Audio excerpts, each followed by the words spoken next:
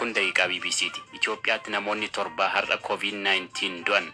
waliigalatti namoonni 72 vaayirasii kanaan du'aniiru. Kanneen har'a vaayirasichaan qabaman 116 waliin hanga ammaatti namoonni 470 ta'an qabamaniiru. Kadandamatan ammoo 127.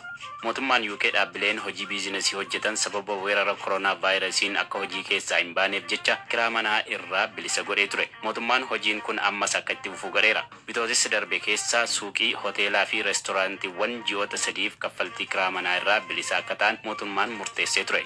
Ministeerri Fayyaa Itoophiyaa Dr. Liyaa Taaddasee qorichi Dexamethasone kanneen koronaa vaayirasiin garmalee dhukkubsataniif akka kennamu murtaa'u beeksisan. Qoricha kana akkamiin yaala COVID-19f oolchuun danda'ama ka jedhu irratti garee gorsaa ministeerichaa fi mana maree ogeeyyii fayyaarraa yaadii erga walitti qabamee booda murteen kun darbuu siman. Oduu Chaayinaatiin Beijing namoonni haaraan 200 ta'an COVID-19 qabamuu ibsiteetti. Vaayirasiin kun biyyoota Awurooppaa irraa nutti dhufe jechuun Chaayinaan komatteetti.